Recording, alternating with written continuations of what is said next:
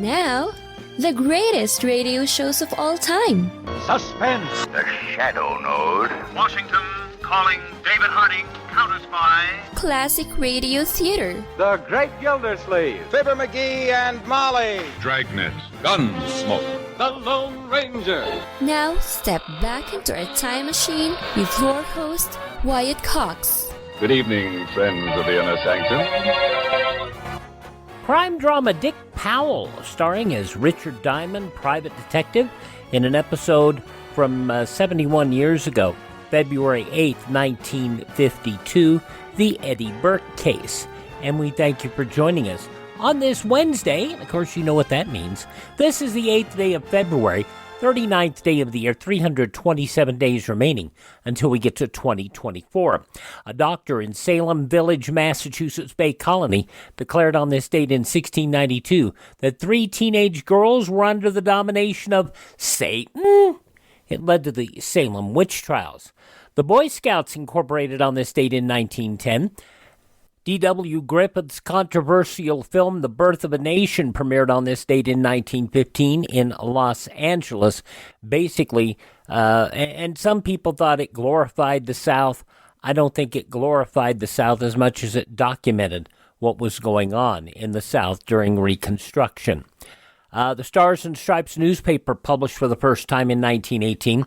President Warren G. Harding brought the first radio into the White House on this date in 1922. 1924, the first state execution using gas in the U.S. took place right here in the state of Nevada. Travel, financial, and commercial transactions by U.S. citizens to Cuba made illegal by the Kennedy administration on this date in 1963. An attack on black students from South Carolina State University in 1968 who were protesting racial segregation at the town's only bowling alley left 3 or 4 dead. That was in Orangeburg, South Carolina. The last weekly issue of the Saturday Evening Post hit newsstands on this date in 1969. The owner of a small New York farm, Max Yasker, in 1970, refused to rent his farm for a second Woodstock festival. I have no intention of a repeat next year, not because I have anything against the promoters. I have nothing against the promoters. I have nothing against the young people. I think that these music festivals should be held, but I definitely feel that our place in our little township is too small for the kind of crowds they would have to handle. I mean, when you think about it, it's a really fair decision to make. Back in 1970, the NASDAQ stock market index debuted on this date in 1971. After 84 days in space, the crew of the temporary American space station Skylab returned to Earth on this date in 1974. Now, just a few hundred feet above the Pacific Ocean, splashdown, that's it. A beautiful, beautiful splashdown, and it looks from our point as though the command ship is in what's called, the command module is in what's called a stable 1 position. That means it is upright. And you know what was really amusing was all the people who made the thing about Skylab returning to the atmosphere 5 years later in 1979 over the Pacific Ocean. It burned up, but what was it? Was it Taco Bell or some fast food chain put a buoy out in the ocean and said, land here for free tacos, I think is what it was something silly like that. Good Times, premiering on this date in 1974, Esther Roll, John Amos, and Jimmy Walker starring Dynamite. A C-SPAN broadcast on the radio of the proceedings of the U.S. Senate for the first time in 1978. C-SPAN radio continues to this day over terrestrial radio station WCSP in Washington and via Sirius XM and Android and iTunes apps. GM sued NBC on this date in 1993 after Dateline NBC allegedly rigged 2 crashes intended to demonstrate that some GM pickup trucks could easily catch fire if hit in certain places. NBC would settle the lawsuit the next day. Communications Decency Act passed by Congress on this date in 1996, allegedly to regulate pornography on the Internet. Of course, it didn't do that. And in 2010, Michael Jackson's personal physician, Dr. Conrad Murray, pled not guilty to involuntary manslaughter in the death of pop superstar Michael Jackson in L.A. Superior Court in 2010. Murray convicted, sentenced to 4 years in jail. Passing away on this date in history, one of the founding members of the Supremes, Mary Wilson, also Del Shannon, committing suicide back in 1990, Mary Queen of Scots, and model Anna Nicole Smith. At 2:49 this afternoon, we were advised by hospital personnel that Anna Nicole Smith had died. Word from a Florida hospital following the accidental prescription drug overdose. Born on this date in history, author Jules Verne, actor Charlie Ruggles, Dame Edith Evans, pro wrestler Freddie Blassie and the Pencil Neck Geek, actress Lana Turner, Jack Lemmon, also Audrey Meadows, Dan Seals of England Dan and John Ford Coley, Gary Coleman, and James Dean. My well came in big, so big, and there's more down there, and there's bigger wells.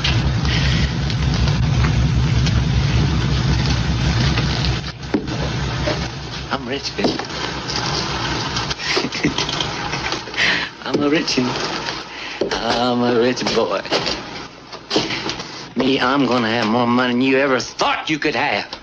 You and all the rest of you stinking sons of Benedicts. The movie giant released after his passing, James Dean, born on this date in history. From Star Wars, E.T., 25 Grammy Awards for composer John Williams, who turns 91 today, journalist Ted Koppel, 83, Nick Nolte, 82, the very funny Robert Klein, 81, actress Mary Steenburgen is 70, from The Firm and A Time to Kill, John Grisham is 68, Motley Crue's Vince Neil is 62, Flo from Progressive, Stephanie Courtney, 53, The Big Show, Paul White. I guess he's no longer The Big Show, he's just Paul White. No more BS. Paul White, 51 years old today. He's been in wrestling for 27 years. He spent 22 years in the WWE before he moved to All Elite Wrestling, where he's much more respected and seems to be having a good time. Actor Seth Green is 49. Saturday Night Live Cecily Strong is 39. And the pro surfer with one arm in the movie Soul Surfer was about Bethany Hamilton. She turns 33 today. Those just a few of the people celebrating the 8th day of February as their birthday. And if this happens to be your birthday... Hi, we're the 4 freshmen, and we just want to say... Happy birthday to you. And from 71 years ago today, February 8th, 1952, Dick Powell as Richard Diamond, private detective in the Eddie Burke Case. Thank you for tuning in on this Wednesday Classic Radio Theater with Wyatt Cox on your favorite radio station. Dick Powell was a romantic leading man for much of his career from the 30s all the way into the middle 40s. He lobbied to play the lead in Double Indemnity in 1944, which he lost out to Fred McMurray, another Hollywood nice guy. Then he played Philip Marlowe in Murder My Sweet in 1944, and that started his edgier Hollywood career, playing a lot more serious roles, although he did do some roles with his wife, June Allison, the Reformer and the Redhead in 1950, but did a lot of tough movies. And then he turned director in the mid-50s, did television directing, and one of the founders of 4-Star Television, along with Charles Boyer, David Niven, and Ida Lupino. So he moved behind the camera in his later years as well.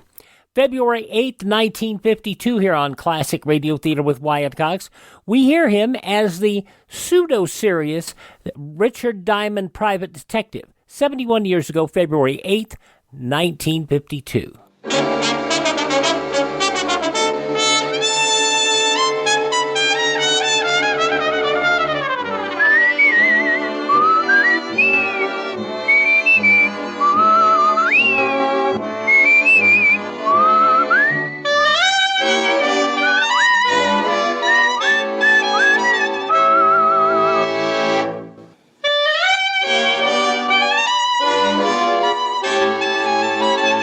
Now we bring you another transcribed adventure with Richard Diamond, Private Detective, starring Dick Powell.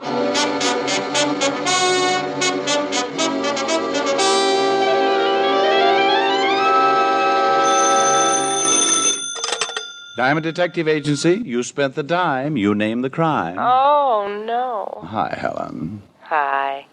Rick, what kind of a slogan is that? You spent the dime, you name the crime. Well, it only applies to people calling from phone booths, dear. Well, I'm not calling from a phone booth. Then you have no right to judge the merits of my slogan. This is logic? Dear, you worry about your millions and I'll worry about my slogans. How is your bulging little bank account these days? Healthy, which is more than I am. I have a cold. Why, you poor kid. Cheer up, I'll let you take me to dinner tonight. That should make you feel better. Yeah, maybe. But, I seem to remember a past generation where the men took the women to dinner. I suppose you never heard of that arrangement. No, but it does sound novel. Shall we try it? Love to. Good. I have 2 cents in my pocket. Beat me in front of the corner drugstore and I'll blow you to a stick of gum. Oh, Rick. On second thought, we'll split a stick of gum and save the other penny for entertainment. All right. I'll take you to dinner. Well, if you insist. I'll meet you and your wallet at 7, dear. Bring your own cough drops. We'll have a... Wow. I do believe a living creature has wandered into my emporium. Client? I think I put it more elegantly, but why quibble? See you at 7. Bye. Bye. Diamond? That's right. I'm Eddie Burke. Glad to know you, Mr. Burke. Eddie Burke. That's me. You said that before. Well? Well, what? Diamond, you know why I'm here. Don't stall. Sorry, pal, but I can't seem to remember who you are or why you're here. Should I? What is this, a game? Just hand over the package. You've been paid. I have? Well, that's news to my bank account. Now, Diamond, don't get smart with me. Where's the package? Now, take it easy, Burke. Let's get something straight. If you'd like to hire me and pay $100 a day, then I'll humor you and pretend to know what you're talking about. I have loads of screwy clients. But if you expect me to listen to your wild talk for free, start walking. I don't think I like this. Well, that's tough. No, I don't think I like this at all. Well, Oh. Well, I'm not sure I like that gun either. Then we're even. And now no more stalling. Hand me the package. All right. Only first you tell me where I find it. Okay, so you play it cozy. You plan to cash in on it yourself, huh? Burke, either this is someone's idea of a bad joke or you're a pretty mixed-up guy. What makes you think I should have a package that belongs to you? Casey got scared. Casey? Yeah, she decided the package would be safer with a private cop. She says she paid you $1,000 to keep it till I came for it. Well, all I can say is that Casey should never go near a lie detector. I never heard of her. Or you or your package. So put that gun back in your pocket and beat it, huh? You're pretty cool, Diamond. Only Casey don't lie. You open the package. You know what it's worth. Pal, you're so... Stand up. Oh. Up, Diamond. Oh, suit yourself. Diamond, I'm not going to kill you unless I have to. Glad to hear it. Now, suppose you... Don't talk big. You'll be seeing me again real soon, only next time I contact you, you won't get off so easy. When you come to, if you're smart, you'll get that package and have it waiting for me. Now, keep your hands up. Hi. Burke, you're making a big...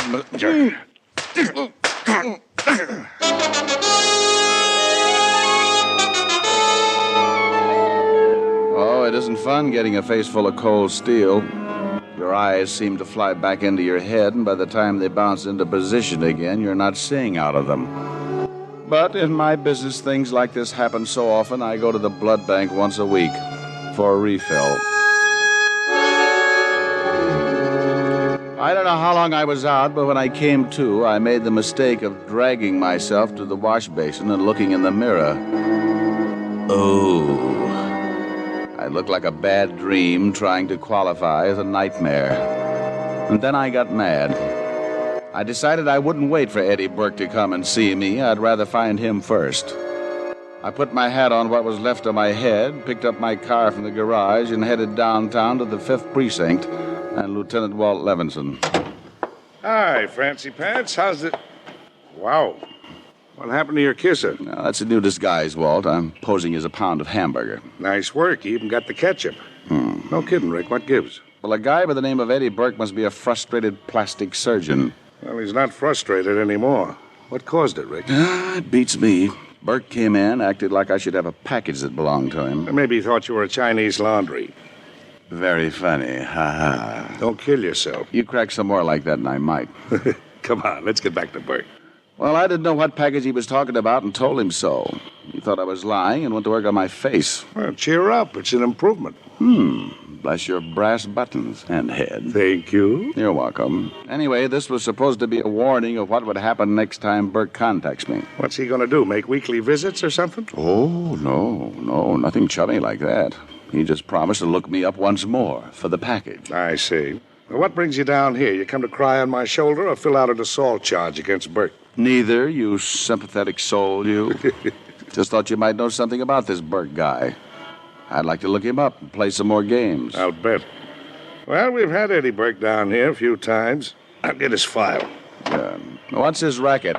He was sent up on a counterfeiting rap several years ago. Before that, he was mixed up in about every... Yeah, here we are. Here's his folder. Good. It's a big one, isn't it? I'm going to look at a list of his friends. He said a gal named Casey told him I had the package. Casey? Never heard of him with a girl by that name. Oh, sure. She's the lad with the bat. What bat? The one she struck out with. Struck out? What are you talking about? You remember Casey at the bat? Yeah, but that was a man. Oh, here, look at the file. The only name you'll find connected with Burke is Manny Warren. Manny Warren? Oh. When was Manny mixed up with Burke? On that counterfeiting rap. They couldn't prove anything against Manny, so we let him go. You think he might know where Burke is now? It's hard to say. Manny's been running a big garage over on 71st. The address there in the folder. Yeah. Well, that seems to be the only lead. Here. You know, that package Burke lost and thinks you might have. You thought that was important, huh? Important enough to bash my head in. Why? I'm just thinking.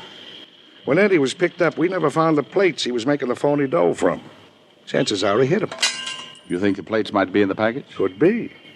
Only I still can't figure out why this Casey dame would say she gave them to you. Well, neither can I, Fatty. But I'll try and find out. See you later. I drove across town and located Manny Warren's big garage. From the looks of the place, Manny had come a long way from his counterfeiting days with Eddie Burke. There were several trucks inside, but just one man, a beefy-looking character pounding out a dent in one of the truck fenders. I walked over to him. Say, buddy. Hey. Hey. Huh? Oh. Is the boss around? Who wants to know? That's a silly question. I want to know. Maybe he is, maybe he ain't. What do you want to see him about? I'd like to hire a truck. My relatives are coming in town for a sightseeing tour. Huh? Oh, skip it.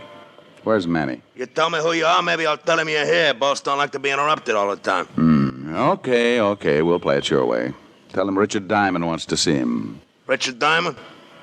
You're the private eye? The private black eye at the moment. Snap it up, huh? Okay, I'll tell Bill you. on that blue car, you'd better... Hello, Manny. Well, Diamond. Haven't seen you around for quite some time. I bet you've been heartsick. Yeah. What brings you down here? Eddie Burke. Eddie, yeah. Okay, Bill, get back to work. Yeah. Come on in the office, Diamond. Sit down. I'm not tired. About Eddie. What about him? You seen him lately? Well, what I want with a punk like Eddie. You were pals once. I'm glad you said once, Diamond. That was 7 years ago. I run a legitimate business now. So it seems. You must have made plenty off that counterfeit money to start a place like this, Manny. Yeah, just watch yourself, Diamond. They proved Eddie was mixed up in the queer money, not me. Yeah, let's skip the small talk. You know of any place Eddie might be staying? As like I say, it's been a long time since I knew Eddie. He had a girl back then, though. Maybe he still runs around with her. Was her name Casey by any chance? Yeah, that was it. Nancy Casey. She might be listed in the phone book. She might be. I'll take a look anyway. I'm sorry that's all the help I can give you, Shamus. You look it. Yeah, don't I? I'll drop around again sometime, though. Always glad to see a familiar face. I left Manny's garage and headed for a phone booth. In the book, I found a listing for a Miss Nancy Casey. The address turned out to be a rundown apartment building on the west side. But there was nothing run down about the girl who answered my knock. She stood in the doorway with her head tilted as if to say, "What can I do for you?" Only the hard look in her eyes seemed to say, "Don't get ideas, bud." And her mouth, all it said was, "Well?" "Are you Nancy Casey?" Nancy's out. I'm a roommate. Do you expect her back soon? Yeah, she shouldn't be long. Who are you? Well, just a friend of hers. Originally broadcast February 8, 1952, Dick Powell as Richard Diamond, Private Detective, here on Classic Radio Theater with Wyatt Cox. The news from 71 years ago today follows these important messages from your favorite radio station.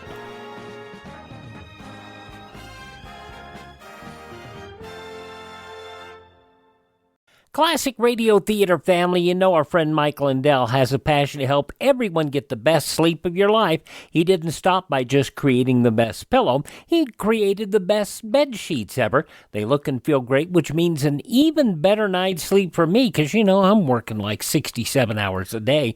Now, Mike's offering the best deal on his Giza Dreams bed sheets ever.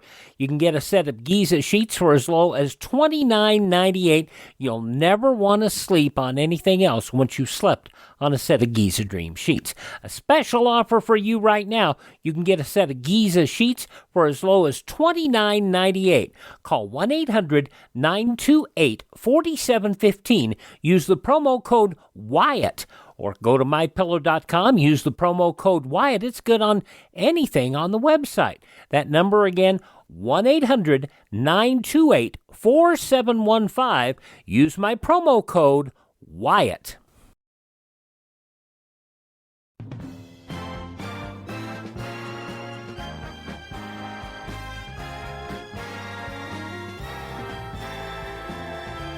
Thanks for tuning in on this Wednesday Classic Radio Theater with Wyatt Cox, an episode of Richard Diamond, Private Detective, as it was originally broadcast on Friday, February 8th, 1952.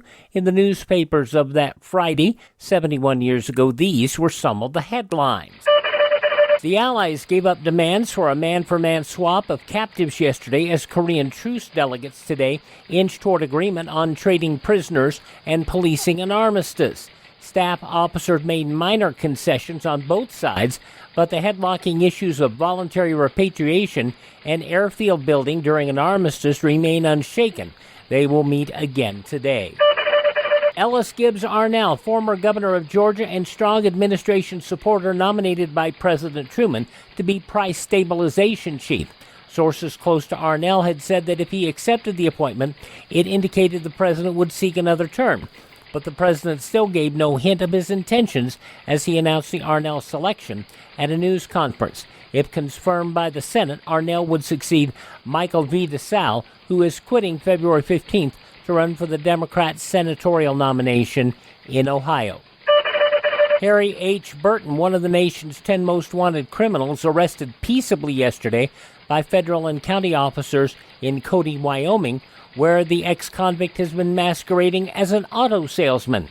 Sheriff Frank Blackburn of Park County, Wyoming, aided federal agents in nabbing the California fugitive, who was not armed and did not offer resistance. The FBI said Burton admitted his identity as the man wanted for a slaying during a 1947 robbery in Los Angeles. He said he lived in Wyoming 4 years. George Pagliaro of Lantana, Florida, until recently had been a candidate for Florida governor.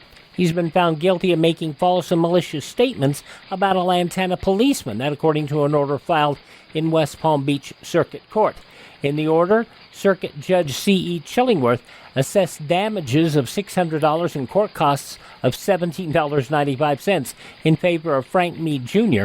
and directed that he shall recover this sum from Pagliaro. Britons quietly welcomed home their new queen yesterday and heard her first minister, Winston Churchill, wish her a long life and a fortuitous reign. Elizabeth II returned from Equatorial Africa to the London she left as a princess a week ago and took up the burdens of a crown which Churchill described in a broadcast as the magic link uniting the British Commonwealth of nations, states, and races. Pale but dry-eyed and with chin up, she arrived with her husband, the Duke of Edinburgh, after a 4,000-mile flight from Kenya colony. Her first act was to arrange for the state funeral of her father, the late King George VI, at Windsor Castle on Friday. Prime Minister Churchill, who had served every British monarch since he was an army officer under Queen Victoria, eulogized the late king in his broadcast to the nation and overseas. And General Dwight Eisenhower kept silent yesterday amid reports his friends were putting pressure on him to come home and campaign for the Republican presidential nomination. And at a news conference in Washington, GOP candidate Harold Stassen said he believes Eisenhower is not coming back before the Republican nominating convention in Chicago on July 7th. Stassen strongly indicated he doesn't think Eisenhower can win the nomination unless the general comes home and fights for it. Those some of the day's top news stories as reported in the newspapers of Friday, February 8th, 1952, on your radio, Richard Diamond, Private Detective, which continues now on Classic Radio Theater with Wyatt Cox. Mind if I come in and wait? I guess not. Oh, thanks. I was just making some coffee. Well, smells good. Sit down, I'll get you a cup. Cream and sugar? Oh, yes, thank you. Tell me, do you, know many of Nancy's friends? Oh, a few. Why? Well, Nancy and I have a mutual friend. I'd like to get in touch with him. Oh. Here's your coffee. Thanks. The friend's name is Eddie Burke. Oh, yeah. I heard Nancy speak of him. Your coffee all right? Huh? Yeah, fine. Yeah, Nancy talks about this Burke guy a lot. He ever come up to see her? Oh, once or twice. I was always out, though. Nancy should have been here before this. You have a date with her? Oh, not exactly. But she goes out with a lot of guys. Me, I like to stay home. Read a lot. Well, to each his own. Do you read a lot? Only bubble gum wrappers. I read heavy stuff. Historical novels. Good for you. You want some more coffee? No, that's plenty. Sort of hot in here, isn't it? Is it? Yeah. Real hot. It'll get hotter, Mr. Diamond. Diamond? How did you know my name? Oh, your picture's been in the paper. Like I say, I read a lot. You getting tired? Yeah, Oh, no. Oh, yes. The coffee. Shouldn't take long. You dropped your cup, Mr. Diamond. Oh, you shouldn't try and get up. That drug takes effect fast. You just tire yourself. You Casey? That's right, I'm Nancy Casey. Find it hard to stay on your feet, Diamond? My head, You what? You can't even stand straight. The big, strong detective.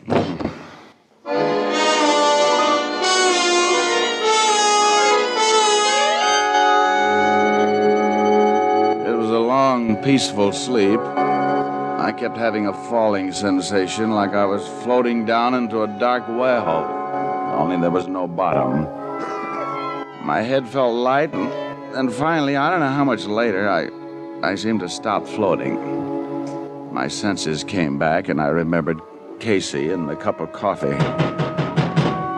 And then I heard the pounding. At first, it sounded far away, but it got louder. I felt something in my hands. I tried to focus on it as the pounding continued. It was my gun. Then I heard the voice. Open up! Police! Open up! I looked across the room, but I didn't like what I saw. Eddie Burke was propped up in a chair, and there were 2 bullet holes in his head. And chances were the bullets had come from my gun. Come on, open up, Redneck. It's the police.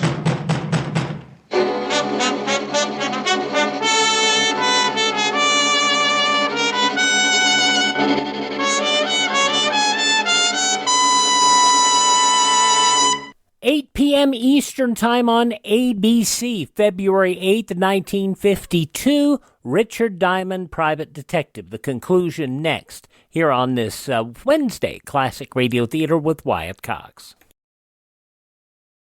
Yeah, this Friday, 8th day of February was a big night on ABC. You had Richard Diamond, Private Detective, This Is Your FBI at 8:30, immediately following it. Then Ozzie and Harriet at 9 and Mr. District Attorney at 9:30. And then boxing at 10 o'clock. So, yeah, a big night on ABC.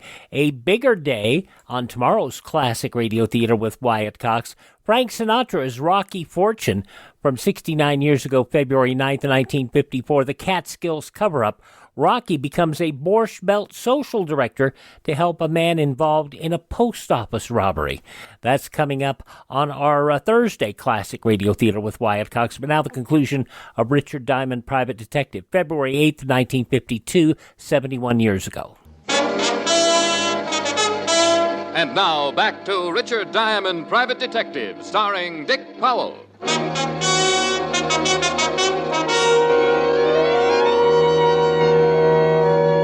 I opened the door of Nancy Casey's apartment and admitted Lieutenant Walt Levinson homicide.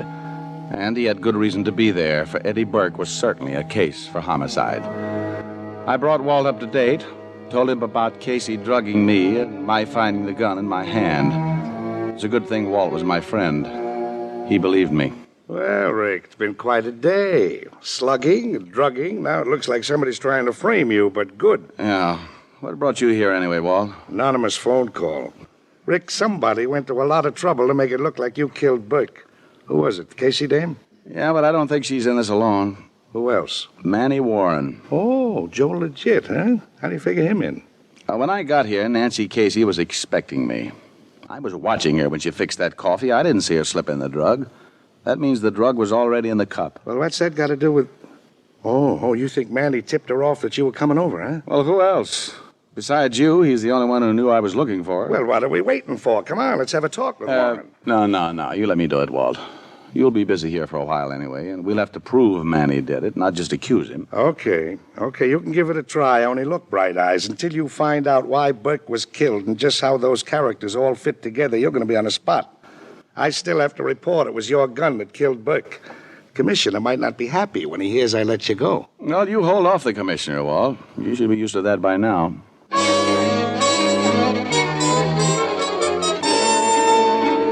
I left the apartment and drove across town back to Manny Warren's garage. But I still couldn't figure the tie-in.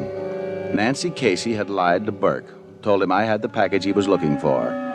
Then she drugs me and Burke is killed. And somewhere in this mess, Manny Warren was involved. But how? I quit thinking about that as I parked in front of the garage and went inside. Bill, the beefy character, was still the only man around. You back again? Well, either I am or you've got bad eyes. Tell Manny I want to see him. He ain't here. Besides, it's closing time. Beat it. Now, look, pal, don't make with the runaround. Where's Manny? I said he ain't here. You got no right coming in here after closing time. I got half a mind to throw you out. You try it, and I'll scatter your half-mind all over this floor. Why, you... Now, where's Manny Warren? Let go. Let go of me. You're choking me. Manny ain't here, I tell you. Maybe he's home. Where's home? I don't know. Now, where's home? I don't know, I tell you. Maybe that's him now. Okay. Enter the office and answer it. And if it is Manny, ask him where he is. And don't try anything, or I'll make you look like I feel. Manny ain't gonna like it. Oh, shut up. Just answer that phone and hold the receiver up so I can hear, too. Hello? Bill, this is Casey. Is Manny there? No, he ain't. Well, I'll try his home then. If he should come in, though, tell him I found a place I'll be staying in for a while. I'm registered at the Carter Hotel as Nancy Collins. You got that? Yeah, I got it. Well, that's as good as Manny's address. Come on, Bill. Where you think you're taking me? To that closet over there. That'll keep you out of the way temporarily. Oh, no, you don't. Oh. I dragged Bill into the closet, locked it, and then headed for the Carter Hotel. Nancy Casey could clear up a lot of questions, and I was in a good mood to play quizmaster. She was in room 312, and I took the elevator to the third floor. Then I reached her room, but before I could knock, I tried the door. It was locked. I threw my weight against it. I tried again, and the door flew open. No, it was quite a sight. Nancy Casey was writhing on the floor with a knife in her back. There was an open window, and climbing out of it onto the fire escape was Manny Warren. I scrambled after him. I was too close, and Manny knew it. He didn't try and run. Instead, he aimed a kick at my face as I climbed onto the fire escape. Diamond, I'll kill you. I'll kill you. Diamond, I'll... Manny Warren took a long trip down. I went back into the room. Nancy Casey was in a bad way, and I phoned for an ambulance. Oh, it hurts, Diamond. It hurts. Take it easy, honey. Tried to kill me, too. I hadn't expected that. Why, Casey? What's it all about? Plates. Those counterfeit plates. All this over some stinking plates. The package Eddie Burke thought I had? Yeah.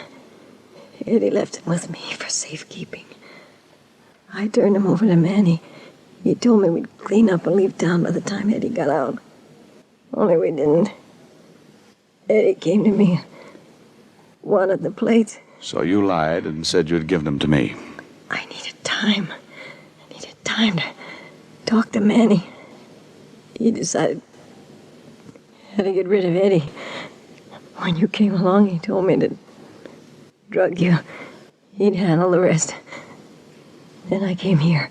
I phoned him at home and told him where I was. He didn't waste any time getting here. Oh, those stinking plates. They meant more to him than I did. Manny didn't trust me. This way nobody knew about the plates but him. He didn't trust me. Well, in his business, you don't trust anyone. Now, I better keep quiet and lie still. No! No, I gotta talk. Talking keeps my mind off the pain. Talk to me. Talk to me, Diamond. Talk. All right, Nancy, I'll talk to you.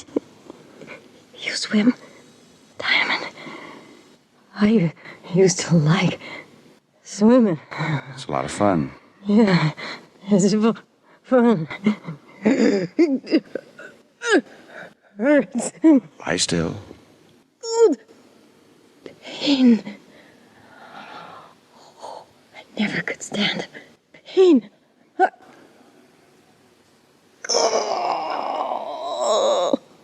Nancy. Well, at least it doesn't hurt anymore, does it, kid?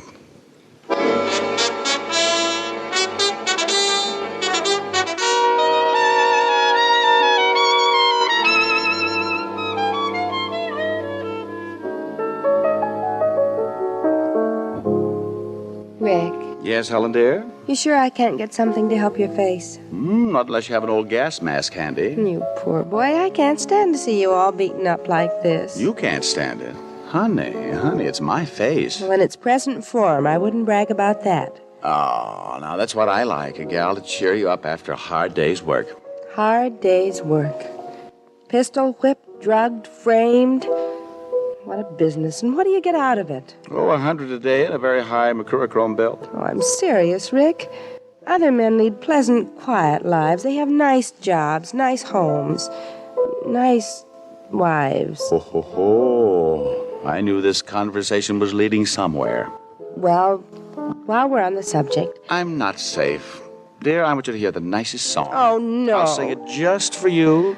I might as well give up. With my cold, you can sing louder than I can talk. Oh, saved by the skin of my vocal cord. Just wait until one day you have laryngitis, coward. How much do I love you?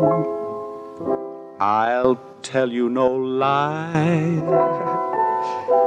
How deep is the ocean? How high is the sky? How many times a day do I think of you? How many roses are sprinkled with dew? How far would I travel to be where you are? How far is the journey from from here to a star. And if I ever lost you, how much would I cry? How deep is the ocean? How high is the sky? Oh, very nice. Well, thank you, dear. Only somehow that sweet song doesn't go with that battered face of yours. No? It's like Frankenstein whistling Mother McCree. Oh, clever, clever. You know, I could take my bruises and leave. Why don't you just snap off the lamp and then I won't notice them? Helen, at times you are endowed with genius. Come here. And have you catch my cold? Not in your life. Oh, then let's turn the lights back on, dear. I can't stand to see all this darkness going to waste.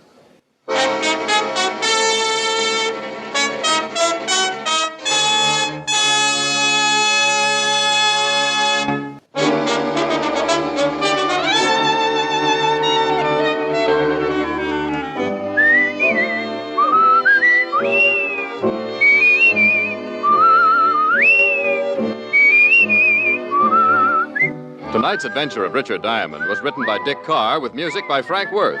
Virginia Gregg was heard as Helen Asher and Alan Reed as Lieutenant Walt Levinson. Others in the cast were Bill Conrad, Jeanette Nolan, and John Daner. Richard Diamond, Private Detective, is transcribed in Hollywood by Jaime Del Valle. February 8, 1952, Dick Powell, Richard Diamond, Private Detective, here on Classic Radio Theater with Wyatt Cox. Visit our webpage, classicradio.stream, where you can stream our shows on demand, learn about building a classic radio collection of your own. You can contact me there, find our social media links, and if you would like, you can buy me a coffee. That buy me a coffee money helps us acquire additional classic radio collections, and it also helps us maintain our distribution channels so you can continue to hear this show for some time to come. That is at classicradio.stream, classicradio.stream. Have yourself a great Wednesday. Thank this station, support their advertisers, tell your friends the great radio shows are right here at this spot on the dial. Classic Radio Theater with Wyatt Cox on your favorite radio station.